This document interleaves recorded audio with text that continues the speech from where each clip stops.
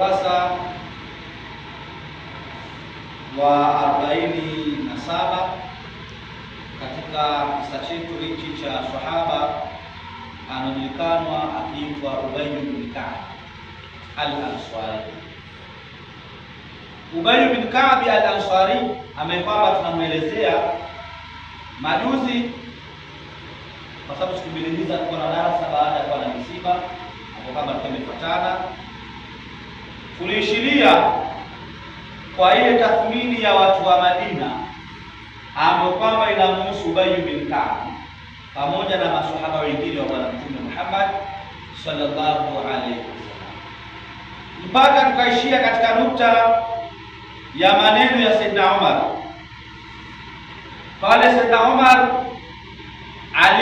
ulivyokuwa ni katika muda wa ukhalifa wake, akiwatangazia watu ya kwamba yoyote yule ambaye kwamba anataka kufahamu baadhi ya vitu, basi Saidna Umar aliwafahamisha watu wa Madina kila mmoja na ubora wa kitu chake Mungu alichompa. Ndiyo maana yake. Saidna Umar hapa ametufundisha maisha, katika maisha anayoishi mwanadamu asijikweze akajiona yeye kwa nafasi ile labda ni mtu fulani kuliko wengine. Asijikweze mwanadamu. Unaweza ukawa umepewa cheo shehe mkubwa, au ni kiongozi mkubwa katika nchi, au ni kiongozi mkubwa katika mkoa, sehemu yoyote ambayo kwamba uko, lakini kupewa kile cheo haimaanishi kwamba wewe ni mjuzi wa vitu vyote vya wale watu. Na hata wale ambao kama na nafasi ya kuongoza, labda ni tumepata nafasi kwa shughuli Mungu, shughuli nani, haimaanishi kwamba katika lile jimbo kwamba yule ndo ana akili kwa zidi watu, na wala haimaanishi kwamba wewe kwa kiongozi wa kitu fulani basi wewe cheo chako basi kimekuwa bora kuliko wale watu wote, wewe ni mjuzi wa vitu vyote. Hapana. Na ndio maana Saidna Umar aliwaambia watu wa Madina, mimi ni kiongozi wenu, ni khalifa wenu na mwongozi. Baada ya Bwana Mtume Muhammad sallallahu alaihi wasallam alifuata kwenye ukhalifa, alifuata Saidna Abu Bakar. Alivyoondoka kwenye ukhalifa Saidna Abu Bakar kufariki, mimi Saidna Umar nikawa ndio khalifa wenu, ndio kiongozi wenu. Lakini uongozi wangu mimi haumaanishi kwamba mimi ni mjuzi wa mambo yote.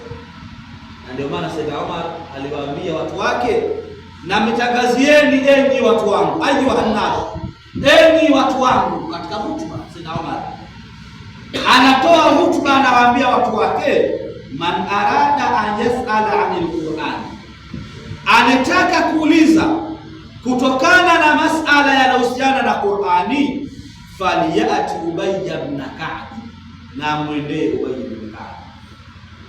Anataka kujua Qur'ani, sheria zake, hukumu zake, Qur'ani imemwelezaje mwanadamu, yaani mambo yote yanayohusiana na Qur'ani. Mimi ni khalifa, lakini jua kuwa ndio kiongozi wenu mkuu, lakini ndani ya nafasi ya uongozi uliokuwa nao kwenye Qur'ani, maana yake Ubay bin Ka'b anazidi. Kwa sababu gani? Si tuliona majuzi na Ubay bin Ka'b ndio sahaba ambaye kwamba alikuwa kazi kabisa ya kuandika Qur'ani kutoka kwenye kifua cha Bwana Mtume. Kwa hiyo Mtume anawaambia Saidna Umar anawaambia jua kwa mimi ni kiongozi, lakini katika masala yanayohusiana na Qur'ani nendeni kwa yule bwana. Na waman arada an yas'ala 'anil fara'id, na anataka kuuliza kutokana na mambo ya mirathi, faliyati Zaid ibn Thabit, basi na muendee Zaid ibn Thabit, bingwa katika masuala ya mirathi. Waman arada an yas'ala 'anil fiqh, na anataka kujua kutokana na mambo ya fiqh, faliyati Muadh ibn Jabal, na muendee Muadh ibn Jabal, ni bingwa wa masuala ya fiqh. Hija zenu, swala zenu, funga zenu, mambo yenu ya udhu, yaani masala mazima ya kifiqhi, nendeni kwa yule bwana mtaala. Lakini waman arada yas'ala 'anil mali faliyatini, na anataka kuuliza kutokana na mali na anijie mimi.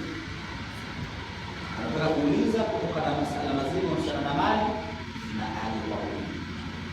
Mimi ndio msimamizi, mimi ndio kiongozi, mimi ndio hapa katika ulinzi wa hizi mali zote, mimi ndio mlinzi wenu. Na mimi ndio mchungaji wa hizi mali zenu zote. Njooni kwangu mimi. Hii linatoa ishara katika maisha anaishi mwanadamu, kila mmoja katika position yake analo jambo Mungu alilompa kumzidi mzee. Kwa hiyo pia linatufundisha hata sisi viongozi, unapokuwa kwenye nafasi fulani, yani usijifutue mpaka wale wengine wote wakawa hapo, kumbe waweza kuwa kuna jambo wewe mkuzidi wewe mwenyewe fanye. Hujui uongozi sio kinga kwamba mambo yote unayajua. Ndio maana leo hii unakuta ni mtu ni kiongozi mkuu katika nchi, lakini lazima akiwa na magonjwa afuate daktari, amepaka ni ile professional yake kama Mungu amempa. Kwa hiyo kipande napenda sana kukirudia, maana kinatufundisha maisha. Kinatufundisha maisha, kuheshimiana katika position. Yaani wewe hata uwe na hela, uweze watu wote kwamba wawe sawa kwako wewe, sasa wako chini ya kila. Wewe hela zako unakuheshimu kwa utajiri wako, lakini usimdhalilishe alokuwa katika nafasi fulani kupitia hela zako ulizokuwa nazo. Mheshimu ile position yake alokuwa nayo. Haya ndio maisha ambapo kwamba anafundisha